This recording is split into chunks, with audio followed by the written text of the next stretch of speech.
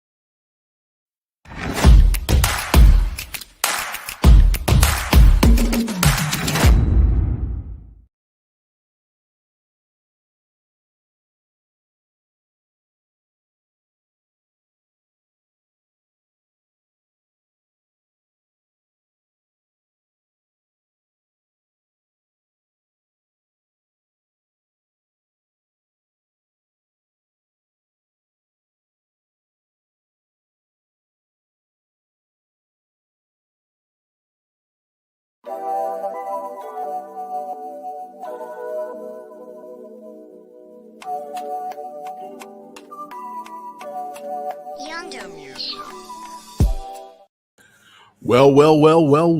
What's happening, y'all? So, weird thing.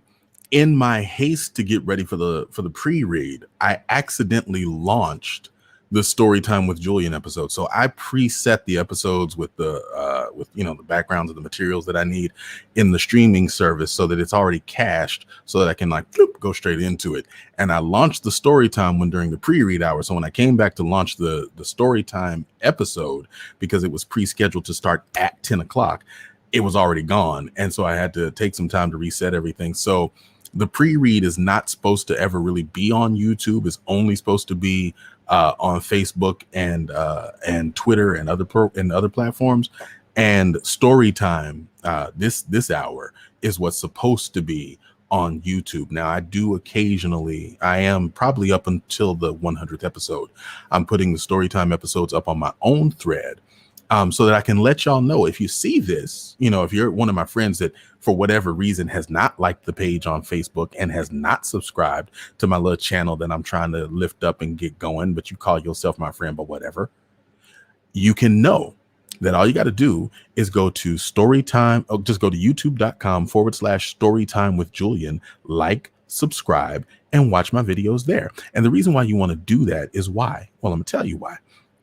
Because when I do finally hit 1,000 subscribers, which is such a meager thing, it should not take that much. Like, I have too many thousands of friends on this platform to not already have 1,000 subscribers. But when I do hit 1,000 subscribers, I'm going to be giving away a gift bag, the STWJ lit bag, which is full of books. There are some autographed copies. There's some STWJ faves. There are some brand new books that we've never read here that I've pulled and curated just for you, lucky viewer. Now, when I say comment, let me be clear, because I realize now a lot of you all don't know this. The chat stream does not count as a comment. In addition to the chat stream, which I definitely want you to participate in, because that's the community. That's how we vibe. That's how we get to know one another. But in addition to the chat stream, I need you to go back and actually comment in the video itself. So if you have not made a comment on the video, like underneath the video, y'all know how YouTube commenting works. YouTube is almost 20 years old. Y'all know how YouTube commenting works. If you have not made a comment in the video, then you're not in yet. Like Steven, I noticed he made a comment in the video. He was the only one who made a comment yesterday. So make sure that you make a comment in the video, because that's what helps build the algorithm on YouTube. And make sure that you like the episode, and make sure that you subscribe. Me am talk good. So here's the information. This is what you got to do. Let's build on YouTube. You could win our it says out, but you could win our lit bag. It's full of free books and STWJ swag. What you got to do is you got to subscribe. You got to watch the show from YouTube. You got to make sure you leave a comment on YouTube, and then tell your friends. Tell your friends. If you like this show, make sure you tell your friends. Again, my man Steven has let his viewership know about Storytime with Julian. And similarly, we're going to let our viewership know about his production with Mr. Solutions. But share. That's how we build. That's how we build. That's how we vibe. Iron sharpens iron and all that good stuff. So let's see. Who do we have here? We got the usual suspects in the building, and I'm good with that. We have TKM52. She voted for risky. Erica Goodman voted for risque because she want to be fancy. Let's see. Judy Lee said risky. Kitty Foxy says risky. Steven lets me know that almost everybody said risky in the other chat, but I was rushing. I had to go, so I didn't know. I was rushing, comrade. Kamisha's here. What's happening, Kamisha? Good to see you. We see Ben Yell is here with us. Linda Chavers is here. She's saying she's letting others decide. So accordingly, that means risky. And let's see. And Kitty Foxy is calling her friends in. And you should do the same. If you've got friends that you think would enjoy, it looks like we're going risky tonight, y'all. It looks like we're going risky. So if you got friends that you think would enjoy a weird, strange, kinky ass story from this so far incredible book, Dark Matter, Reading the Bones. We have enjoyed this book immensely so far. We have not read a bad story from it yet, which is why it would have made sense to go the safe route and read Nalo Hopkinson. But I just got through telling y'all there's some risks in being safe. You can lose a lot being safe. You can end up paralyzed in a statuesque, performative position, not living your best life, not even living your worst life, not living a life at all. You could end up like Voodoo Vincent did. And if you don't know about that, go back and watch Tuesday's episode, because I'm telling you, it was one of my best episodes. Y'all have said risky. So we're going to read this risky story. Let me tell you how this came about.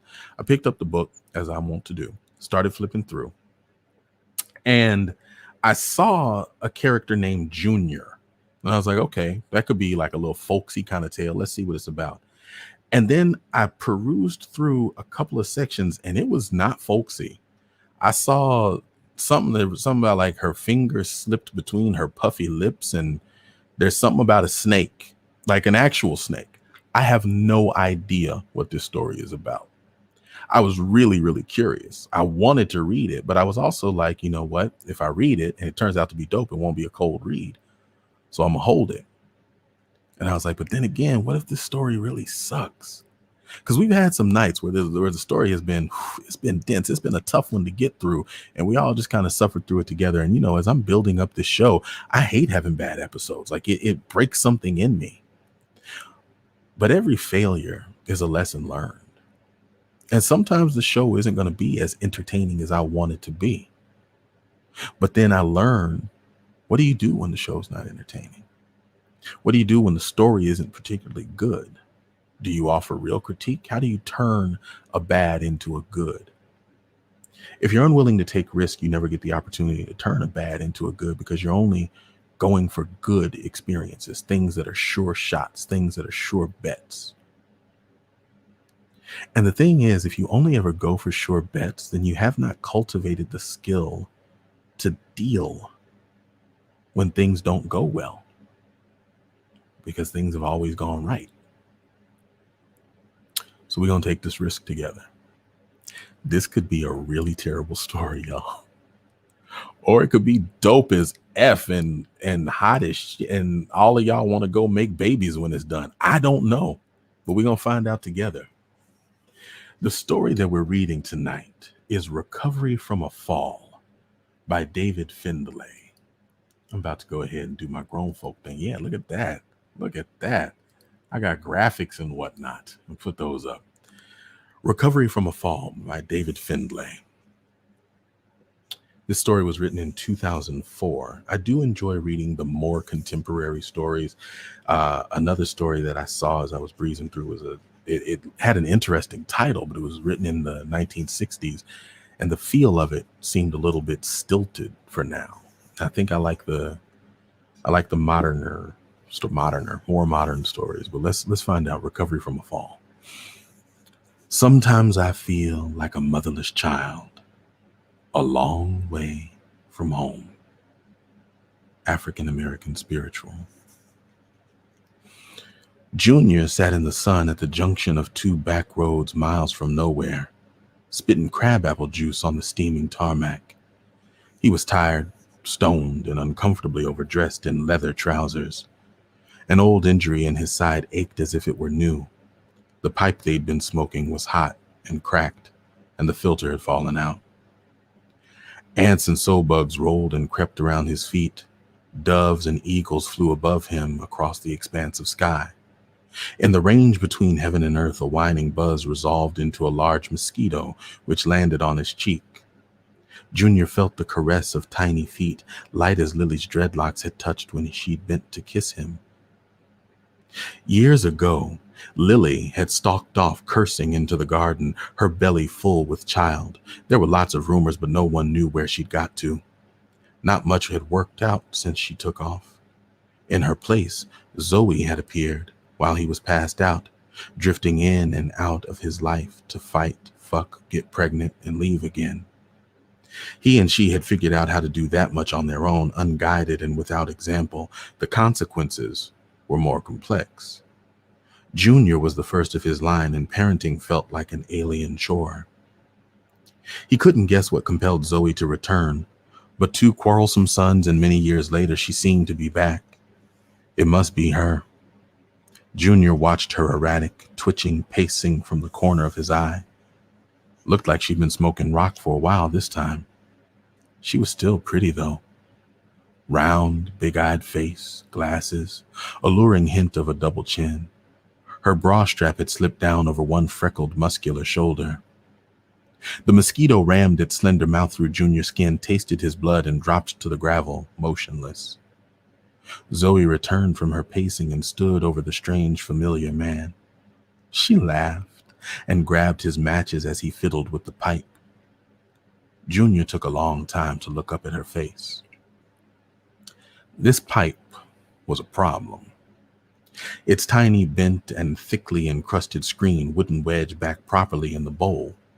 This woman, Zoe? Was she still calling herself Zoe? Was a problem. She was going through his supply like it came for free. Now she held the matches in a sweaty head, dangling them at her waist, fingering the cardboard and grinning like she knew shit about anything. Squatting at her feet, Junior calculated the reach to grab her ankle and yank, pictured that dazed, dreamy smile changing to shock as her world shifted a rapid 90 degrees. Bet she'd scream good and loud. Her features were pointier and paler than Lily's, her build less curvaceous but almost as solid. There were things he needed to remember about her. Important things, probably. For the moment, it was hard enough remembering her name. This wasn't Lily. Zoe shifted her hips, stretched, and nearly fell over. Wobbly-legged, she got her footing, snorted self-consciously, readied for ridicule. He hadn't noticed. Engrossed again in getting the screen to fit. She imagined the rasp of some warmed concrete against her nipples, added a layer to the imagining, upthrust points of gravel digging into her belly and thighs, his cock and fingers filling her from above. Zoe snorted again and hiked up her shorts a little higher, wondering how much of her crotch he could see from down there. If he would look. Maybe he turned gay or something. Usually men were ready to give her anything. This one, the original one, acted as if drugs were gold. Usually men, and women too sometimes, read her body language before she even knew she was flirting. They started the dance instantaneously, jockeyed for position around her, got jealous and territorial the second she looked at anyone else. This one had just nodded when she first woke him. Not a word. Each time she came back was a struggle to make him acknowledge her presence. Damn dysfunctional bastard never learned to communicate. Eventually, this time, he had pulled the pipe from his waistband, loading it with irregular, dull gray crystals while she paced before him, her boots crushing crab apples against the asphalt. She thought about walking away again. Still no contact here, no admission of what they were to each other, to the world. She stretched and considered, stared at his body one more time. The hard ridges of his shoulders and abdomen shaped shadow by gradations from dusty red through deep chocolate earth tones. His contours were accentuated by thin lines of scars, some crisp and sharp-edged, others faded to smudged blue suggestions. Maybe he'd spent more time in jail. Some of the new ones looked pretty rough. Zoe, absently, casually, pulled her vest up a little farther so he could see the top of her own new snake tattoo where it arched across her belly. Junior had first produced the pack of matches from his pocket, lit one over the pipe bowl, and inhaled until the crystals glowed and blackened at the edges. He'd sat, smoked, said nothing. Fine. She wasn't looking for pillow talk anyway. Reaching for the pipe was as easy as any act of surrender. Junior was sizzling. He sucked a long, deep lungful of blue smoke before passing the pipe. He could almost hear the popping and frying of nerves that marked the drug's passage through his body. Miles away above him, he saw her hand close around the stem, draw it to her mouth. She choked, sputtered, and tried again. Woman. Other person. For a frightening second, Junior could envision her as a being like himself. Another fearful island of awareness looking out at impossible choices through flesh that felt and chafed and wanted like his. He exhaled, and the nightmare vision passed. She still had a hurt me vibe a mile wide. Her little thin-lipped mouth worked and pouted as if she was about to form words. She wore her bleached hair short and spiky now, just long enough to get a good handful, hold her head in place while he rubbed his cock across her face, across her lips, shoved it deep in her mouth. Her eyes would water and look up at him, and he pushed down into her throat. Junior's hard-on jumped against the sweaty leather. She'd been gone a long time. He'd have to start from scratch with her. Work up to it slowly. Maybe talk romance and stuff. You want to go behind the tracks and fuck? Zoe rehearsed this question and discarded it unsaid. Damned if she was going to be the one to ask. In contrast to his silence, anything she said would come out whiny or loud, like Lily.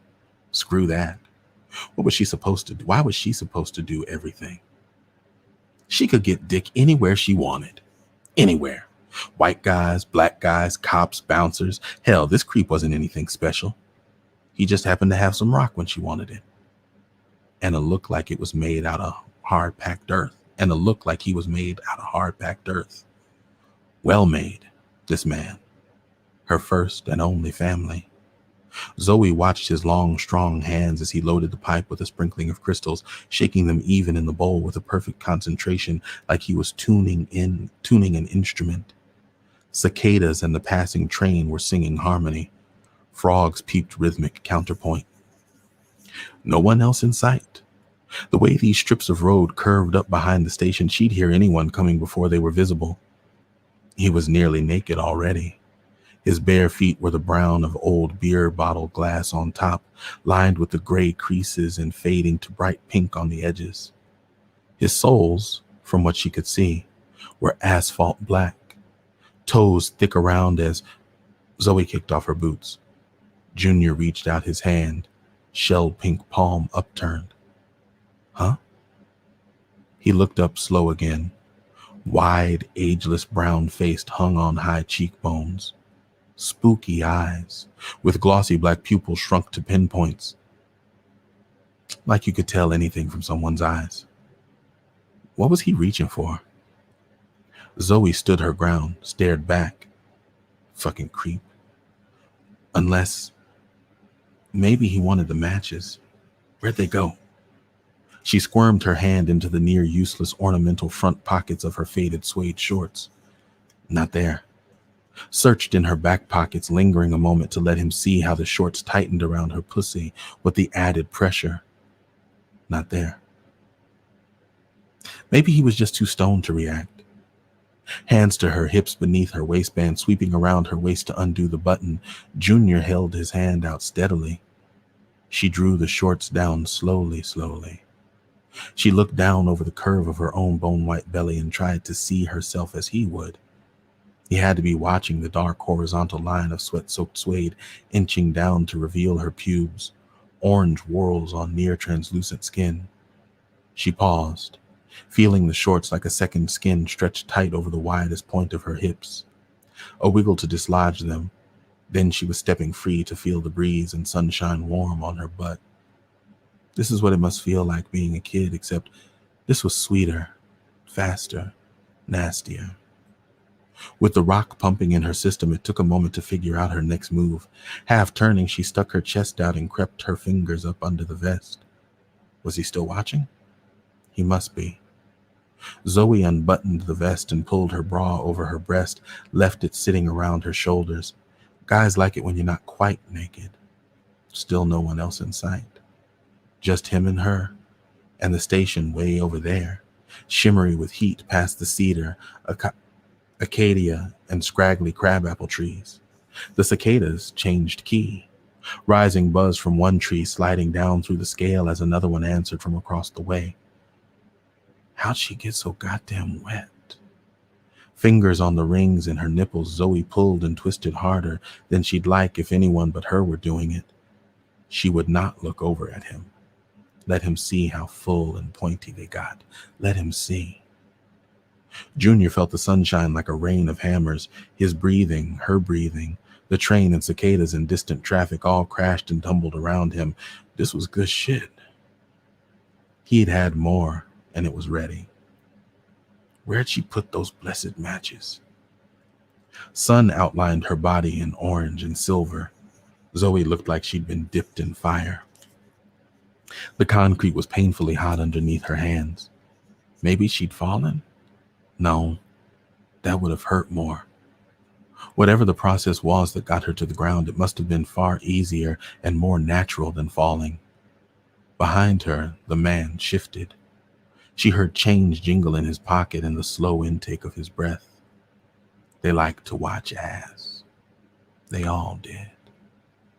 She was too high to balance on one hand. There it was. The road surface against her chest. Shit, that was hot.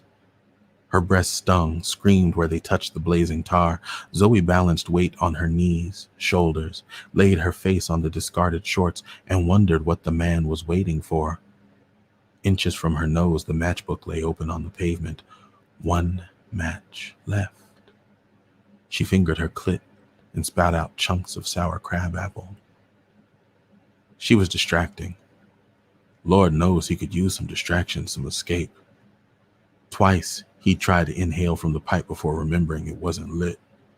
Now it sat in the dust at his side. The woman in front of him looked sweet as ripe fruit. Her thighs flexed and quivered enticingly. Again, he was tempted.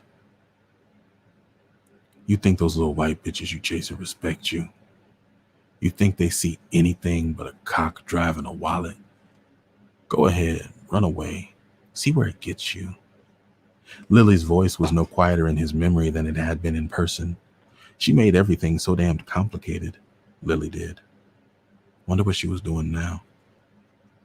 The motion of Zoe's hand was steady between her puffy lower lips.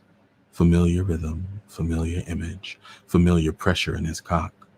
Salt sweet. The tang of her scent merged with the sharp fragrance of crabapple juice. Junior breathed deep and craned his head back. The sky was blue and flat and coming down to crush him. While he waited for it to fall, Junior watched the snake tattoo that curved around her waist to end against the plumpness of her ass. Its head was startlingly realistic, grinning in a splash of red and orange on her skin. As her muscles bunched, the snake's long, twisted tongue seemed to retract and advance toward her anus. Zoe wiggled, stroked, eased 2 glistening fingers into her bright pink slit. The snake tattoo said, "What you gonna do about it, crackhead?" Junior and Zoe jumped.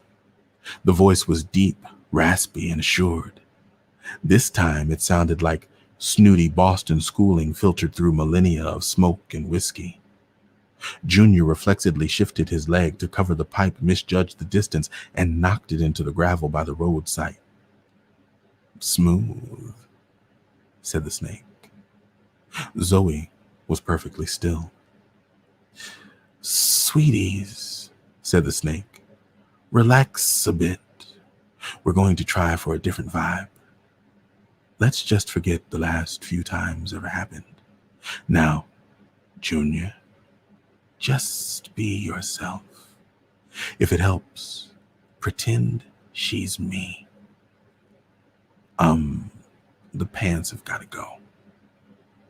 Over her shoulders, Zoe squinted through fogged glasses as Junior stripped in relaxed obedience to the ageless voice. His pristine white undershorts were a shock. He was staring at her ass.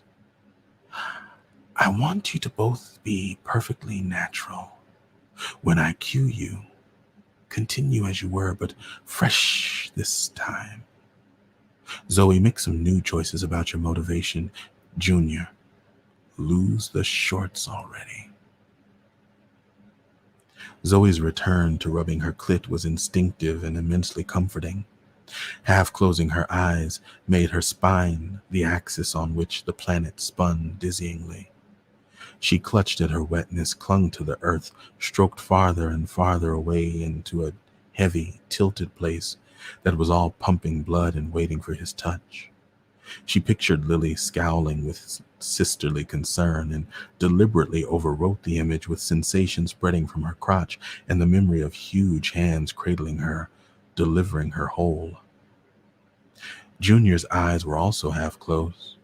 He focused on his narrow range of sight, on the generous roundness of her rear and the toothy reptile guarding it. "In 5, said the snake, "and 4, 3, 2, and action." Woodchucks and foxes gamboled along the trees. Earthworms and millipedes made space for each other in the warmth of Jupiter's discarded pants. "Are you still my girl?" asked Junior, settling to his knees behind Zoe. "We could do it another way. It could be different." He clasped he clasped her hips in either hand, his fingers sinking deep. "Bring it on, brother." Zoe's reply was quiet. "I am so ready. Let's make some magic."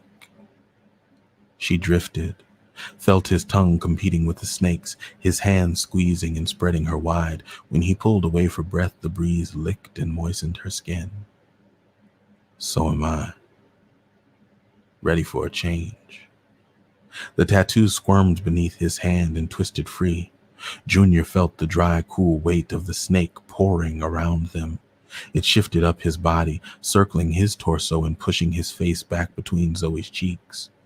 He dripped sweat, saw bright shapes flickering across his drooping eyelids. Some large animal barked nearby.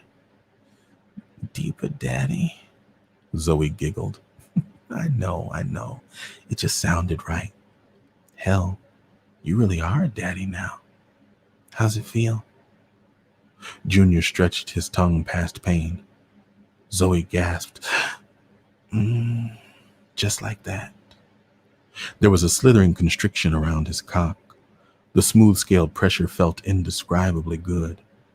Where else was the snake squeezing? Was it lavishing as much attention on Zoe? Curious as he was, Junior could not open his eyes any farther. Zoe groaned. Her rectum tightened on his tongue.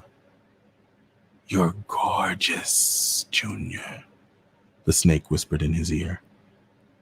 Junior sat up. "Flattery will get you everywhere, Steve." "Hope so," said the snake. "Junior, now, please." It was strange to hear her speak his name. Strange, too, not to reach for a rubber as he got into position behind her. There were red circles on her skin where his fingertips had pressed. Steve unwrapped his cock with a parting squeeze. Seemed like there was more of the snake every minute. Longer and longer coils draped around both of them. Junior felt the forked tongue on his shaft, teeth gently nipping at his balls. "This what you meant, girl?" Junior spread clear fluid on her fingers and outer lips with the head of his dick. "This what you was wanting?"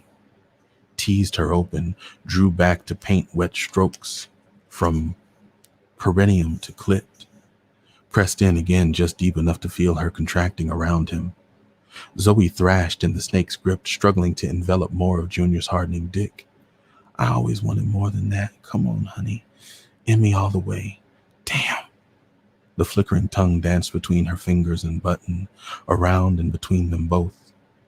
Junior drew out all the way, pushed slowly in again, began a rhythm of slow, shallow strokes. Zoe roared and arched her back. Steve hugged them both, bearing their weight and pressing them together, exploring Junior's asshole with his tail and hissing encouragement. His tongue was a whip, darting and teasing with impossible speed. In the trees, dim predatory shapes frolicked with small winged shadows, free and unnamed. "Sis?" Junior pulled all the way out again, paused. "Yeah. Can you feel it?" He shifted closer, grabbing handfuls of her thighs and driving his full length into her hard. "It's happening. We're almost there. And you feel so fucking good, so sweet. You wrapped around me tighter than I could. Hell, you're both wrapped around me in the best way." She ground back against him, crowed, and growled her pleasure. She ground back against him, crowed and growled her pleasure. A chorus of animal voices responded. Junior pumped deep and steady, eased his thumb into her ass and held on tight. "Fabulous," said the snake. Zoe felt a loop close between imagination and actuality. She bit down on Steve's sinuous bulk where it slid before her face as the snake writhed around her. Junior's cock and thumb were the fiercest, slickest friction, filling her with alternative waves of heat and light. She remembered to breathe, tightening around the pleasure that flew up her backbone and reverberated through her body. The reverberations kindled deeper quakes, shaking up tears and memory and voices in her head. "You can't go back," said the voices. Zoe went back to her orgasm. Junior shrugged, his shoulders loose from Steve's embrace. He got down on the road beside Zoe, laid his old friend's long body across her back. Between them, they held her tight. Birdsong rang from the trees. Zoe's glasses were cracked. Junior slid the bent frames from her head and tossed them away. Her vest came off easily, but the bra was a complex tangle around her neck and arms. "What's with you? Lay off before you strangle me, man." Zoe was laughing again, her face streaked with tear-soaked dust. "Perhaps it's a gendered genetic problem. offered Steve. The statistical incidence of men having traumatic or complex relationships to women's undergarments is proportionately horseshit, you snake who's not a snake. If you had a butt crack to get panties stuck in, you'd know better. Talk about traumatic. Give me a fig leaf any day. Junior was prudently silent. He lay on his back, watching the sky through slitted eyes and thinking about simplicity. A dark mass of angry storm was gathering into the sky to the east, headed toward them. I won't miss underwear, said Zoe, throwing the sodden bra into the bushes. Or traffic, or 9 to 5, or super absorbent tampons, or misguided missiles, or global warming. She leaned heavily on Junior's ribs, cupped his balls in one hand and massaged her cramped calves with the other. Or zoos, or fast food, or the World Bank, or always being the bad guy. Steve twined between their legs. Thunder muttered nearby. Or cops, or factory farming, or custody battles, Junior added. He chewed on Zoe's neck and angled his arm to stroke the snake. Stop that. It tickles. Zoe squeezed his balls warningly, felt him rub erect against her breast, squeezed harder. Won't miss televangelist or driving tests or banks or landlords or harvesting combines or walking upright. Easy for you to say, said Steve. I've been crawling on my belly all the days of my life. Personally, I'm looking forward to limbs like you would not believe. Mind you, there are some advantages to this form. Steve licked at their sweaty crotches, flowing around Zoe's waist as she sat up and pulled Junior's cock into her. Sometimes I feel like I'm almost gone, Junior sang. Don't we all, brother? I guess the old guy's gonna be pissed at how much we're undoing, huh? Zoe patted the asphalt beneath them until she found Junior's hands. The snake watched their fingers intertwine, relished the view from below and behind as Zoe rode the first man. The point of his tail found puckered sanctuary under Junior's testes and slid deep inside. Ah, mammals, Steve sighed. Hold on tight, kids. We are gathered here, far from prying eyes, to join this man, woman, and snake, as they were once. No, as they have never been joined before. Simpler, harder, faster, deeper. The snake's last words were bubbly and muffled as he pressed his slender head into Zoe's flesh. He paused, pushed, waited. I do, said Zoe. She felt the shifting inside, breathed openness and welcome, and leaned down to kiss the first face she'd ever seen. Junior returned her kiss and wondered what Lily would make of it all. I do, said Junior. We do. What was the question?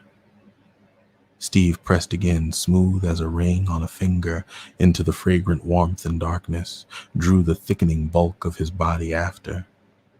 Zoe, Steve, and Junior bucked and humped, cried out into the darkening sky, and flowed into each other. The threefold beast they had become stretched and righted itself, looked around to see the tail sticking out its backside, and howled joy. Where there had been 8 limbs, there were now 4. Where there had been bare skin, there was soft, furred hide. The nameless creature sniffed the matchbook in the dust and bounded away into the trees. A first splatter of rain fell on new growth where the roads had been. Lily tasted the rain blended with her tears, and it was good. The downpour that followed washed eons of pain and promised to rest beneath the oceans. Lily watched the storm from the mountaintop, saw rainbows crest the fresh-grown forest as sun spat slivers of day from behind retreating clouds. She reached down to pet the hairy quadruped that gamboled without care around her bare feet. This time it was going to be different. And thus endeth the story. Well, shit.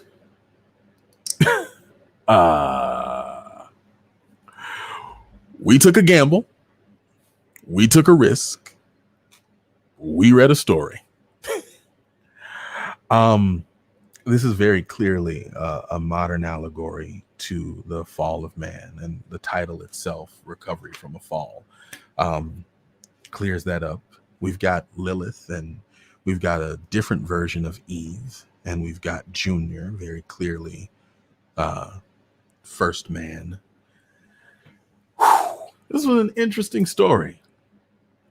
It was good, but it was disturbing. Like it was like one of those art house films I used to watch when I was a kid. When I was young, I used to call them art horror films. It's like those art horror films I used to watch where I'm not gonna front like I got it all, but there was definitely something interesting in there to take with me to breathe creative breath into the next thing that I did. So I don't regret reading this story. Definitely worth the risk. Judy Lee says definitely worth the risk, and I agree. I was actually saying that before I read her comment. It was definitely worth the risk. Erica asks, how did this author manage to make crackhead sex attractive? I'm going to say to that, to each their own. I don't know that I necessarily found the crackhead sex attractive. I found it riveting. It was riveting. It was one of those things where it was like, I mean, I have the responsibility of reading and narrating these stories, so I couldn't turn away literally. But as I read the words, as the words were flowing off the page, I couldn't turn away. And that's why I was like, earlier when I saw like the little passage that I saw, I was like, what the fuck is this? I kind of want to read it.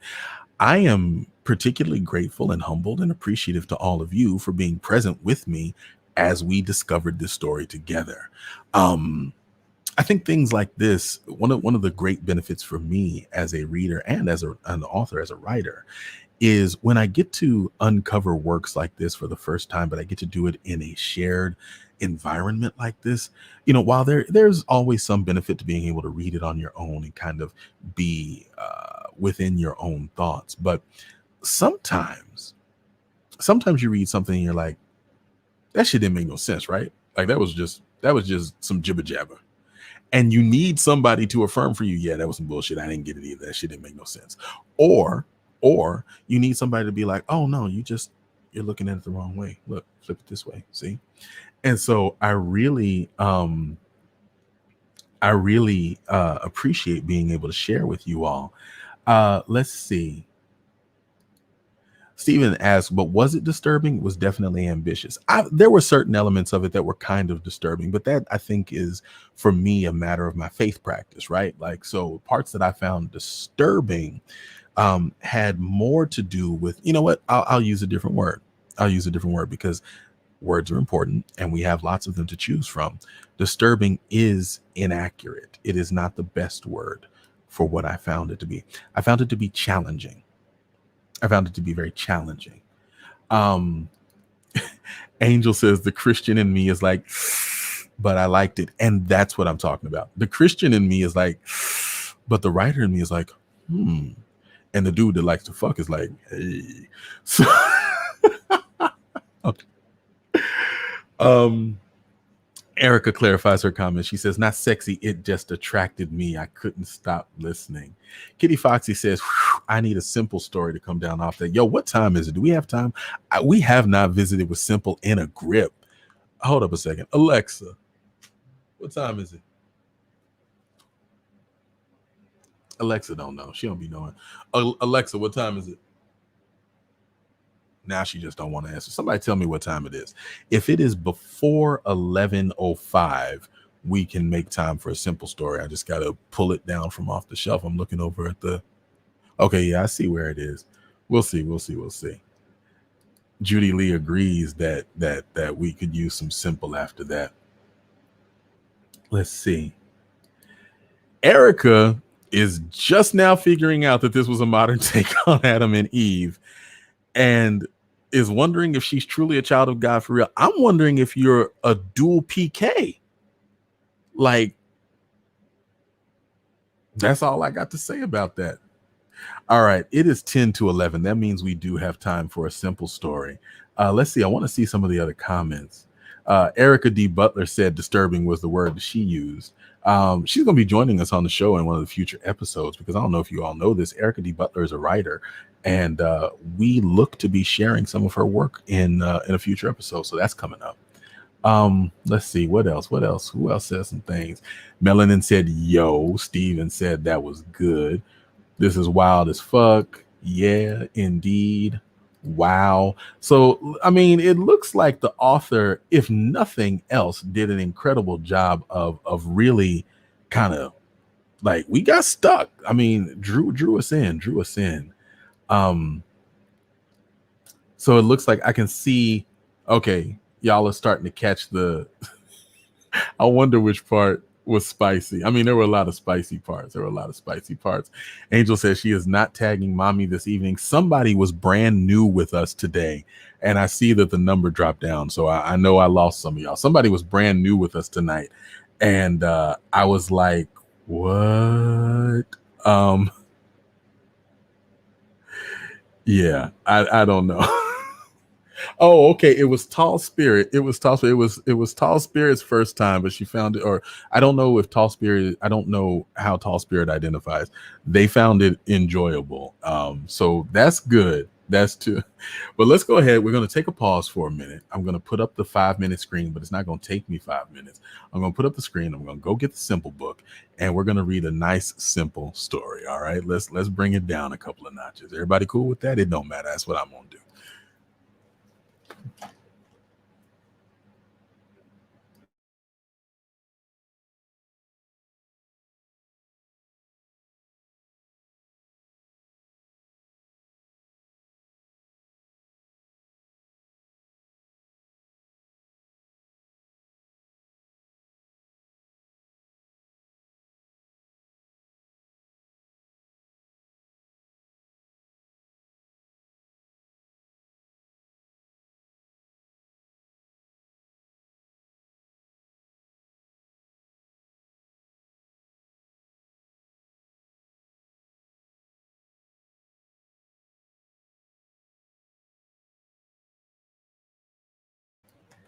And then I dropped it.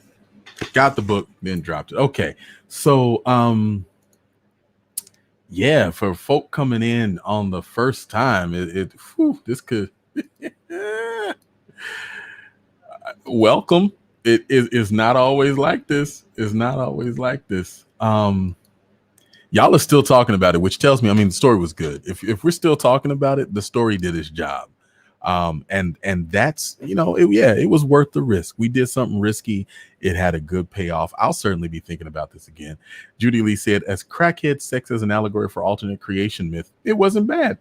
Yeah. L Jack said, I was like, did I hear bestiality? I mean, it depends. Like, was Steve really a snake, or was he a tattoo? Or what? I mean, there's a lot of yes. I don't know.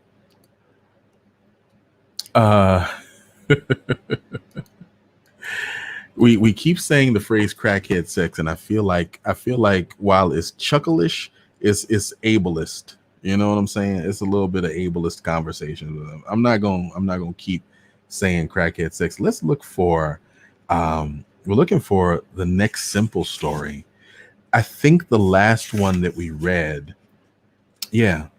I moved my bookmark, so I'm trying to go from memory. So some of y'all may have heard this one before, but we're gonna go ahead and do this one. This is Seeing Double. This is from the Best of Simple. Now, everybody who's been here before, we do simple stories. Okay, whenever we need to come down from a particularly difficult story, we can always count on Simple to kind of ease us into a little bit more of a chill situation. So this is from the Best of Simple by Langston Hughes. Tonight's story, or at least the first story anyway, is Seeing Double. I wonder why it is we have two of one thing and only one of others. For instance, We have two lungs, said Simple, but only one heart. Two eyes, but only one mouth. Two. feet, but only one body, I said. I was not going to say feet, said Simple. But since you have taken the words out my mouth, go ahead. Human beings have two shoulders, but only one back, And two ears, but only one head, said Simple. What on earth would you want with two heads? I could sleep with one and stay awake with the other, explained Simple. Just like I got two nostrils, I would also like to have two mouths. Then I could eat with one mouth while I am talking with the other. Joyce always starts an argument while we are eating anyhow. That Joyce can talk and eat all at once. Suppose Joyce had two mouths too, I said. She could double talk you.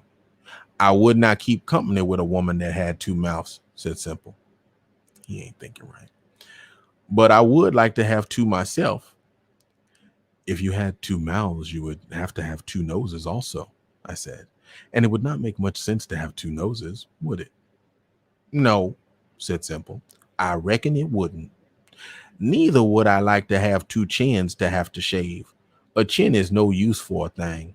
But there is a thing I sure would like to have two of, since you have two eyes, I know you would like to have two faces, one in front and one behind, so you could look at all the pretty women on the street, both going and coming. That would be idealistic, said Simple. But that is not what I was going to say. You always cut me off, so you go ahead and talk. I know you wish you had two stomachs, I said, so you could eat more of Joyce's good cooking. No, I do not wish I had two stomachs, said Simple. I can put away enough food in one belly to mighty near wreck my pocketbook with prices as high as a cat's back in a dog fight. So I do not need two stomachs. Neither do I need two navels on the stomach I got. What use are they? But there is one thing I sure wish I had two of. Two gullets? I asked. Two gullets is not what I wish I had at all, said Simple.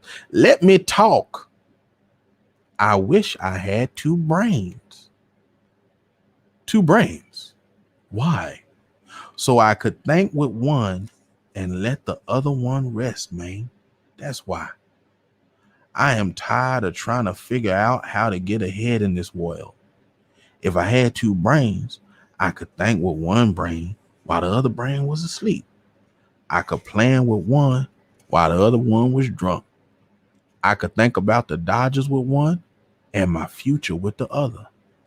As it is now, there is too much in this world for one brain to take care of alone. Same, bro. I have thought so much with my one brain that it is about wore out. In fact, I need a rest right now. So let's drink up and talk about something pleasant. 2 beers are on me tonight. Draw up to the bar. I was just at the bar, I said. And Tony has nothing but bottles tonight, no draft. Then Daddy-O, they on you, said Simple. I only got 2 dimes, and one of them is a Roosevelt dime I do not wish to spend. Had I been thinking, I would have remembered that Roosevelt dime. When I get my other brain, it will keep track of such details. And thus endeth the story.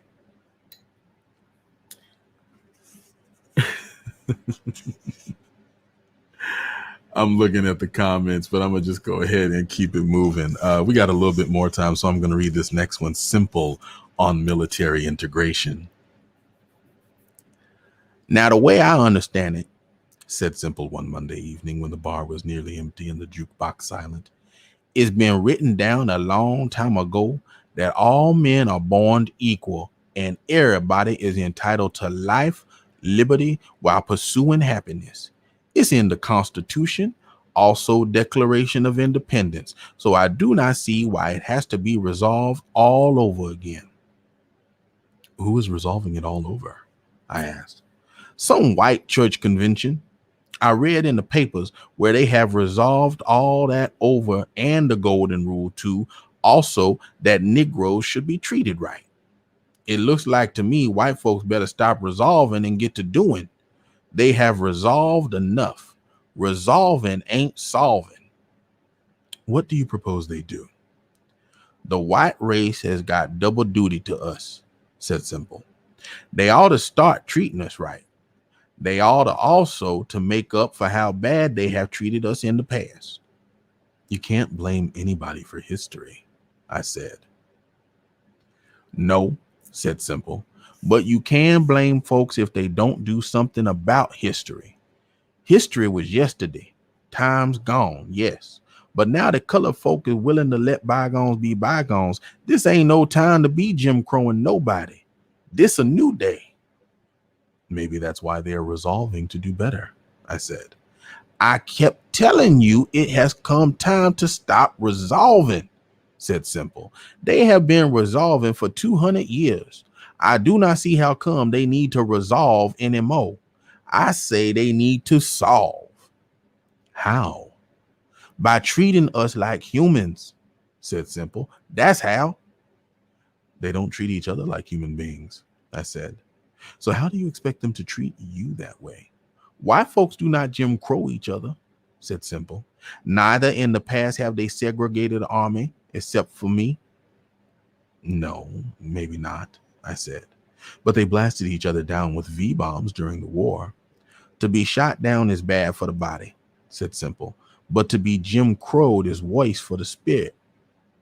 Besides, speaking of war, in the next war, I want to see Negroes pinning medals on white men. Medals? What have medals to do with anything? A lot, said Simple. Because every time I draw a picture in the colored papers of colored soldiers receiving medals in the last war, a white officer was always doing the pinning. I have not yet seen a picture in no papers of a colored officer pinning a medal on a white soldier. Do you reckon I will ever see such a picture? I don't know anything about the army system of pinning on medals, I said. I'll bet they ain't a white soldier living who ever got a medal from a colored officer, said Simple. Maybe not, but I don't get your point. If a soldier is brave enough to get a medal, what does it matter who pins it on? It may not matter to the soldiers, said Simple, but it matters to me. I have never yet seen no colored general pinning a medal on a white private. That is what I want to see. Colored generals did not command white soldiers in the last war, I said, which is no doubt why they didn't pin medals on them. I want to see colored generals commanding white soldiers then, said Simple. You may want to see it, but how can you see it when it just does not take place? In the next war, it must and should take place, said Simple. Because if these white folks are going to have another war, they better give us some generals. I know if I was in the army, I would like to command white troops. In fact, I would like to be in charge of a regiment from Mississippi. Are you sober? I asked. I haven't had but one drink today. Then why on earth would you want to be in charge of a white regiment from Mississippi? They had white officers from Mississippi in charge of Negroes, so why shouldn't I be in charge of whites, huh? I would really make them toe the line. I know some of them Southerners had rather died than left face for a colored man, buddy-o, but they would left face for me. What would you do if they wouldn't left face? Court-martial them, said Simple. After they had sat in the stockade for 6 months, I would bring them around, bring them Mississippi boys out, and I would say once more, left face. I bet they left face then, else I court-martial them again. You have a very good imagination, I said. Also a sadistic one. I can see myself now in World War III, said Simple, leading my Mississippi troops into action. I would do like all the other generals do and stand way back on the hill somewhere else and look through my spy glasses and say, charge on, men's, charge on. Then I would watch them Dixie crap boys go like true sons of the old South mowing down the enemy. when my young white lieutenants from Vicksburg jeep back to headquarters to deliver their reports in person to me, they would say, General Captain, sir, we have taken 2 more enemy positions. And I would say, men's, return to your companies and tell them to charge on. Next day, when I caught up to them, I would pin medals on their chest for bravery. Then I would have my picture took in front of all my fine white troops. Me, the first Black American general to pin medals on white soldiers from Mississippi. It would be in every paper in the world. The great news event of World War III. It certainly would be news, I said. Doggone if it wouldn't, said Simple. It would really be news. You see what I mean by solving, not just resolving? I will have done solved. And thus endeth the story. Listen, y'all. Thanks for everybody who stuck around. It was good. It was good. It was good to read some Simple again. I love, thank you, Kitty Foxy, for requesting it. You know, it's been so long since I've read a Simple story. I'd actually kind of forgotten that we had that little tradition, and it's good to bring it back into the mix. I'm glad that you enjoyed Tall Spirit. Marilyn Monroe pulled out that line, to be shot down is bad for the body, but to be Jim Crowed is worse for the spirit. Listen, one of the things that I love about the Simple stories is how much sense he makes, you know, and obviously that was Langston Hughes' intention, was to bring the truth and the realism and the motherwit of Simple to bear.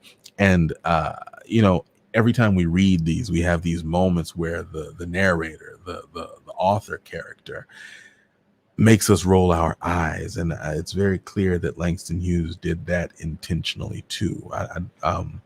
I don't believe that that's just our modern sensibilities. I believe that Langston Hughes was making a point that the erudite, you know, intellectual who always looked askance, even though, you know, Simple was his friend, always looked askance at Simple, was the one who really needed some tuning up and some re-education. Thank you so much, Steve, and I appreciate it. Yeah, the Simple stories are fun, man. That first one about needing 2 brains. I mean, right? Like, yeah. Because the one I got feels woe the out. You hear me?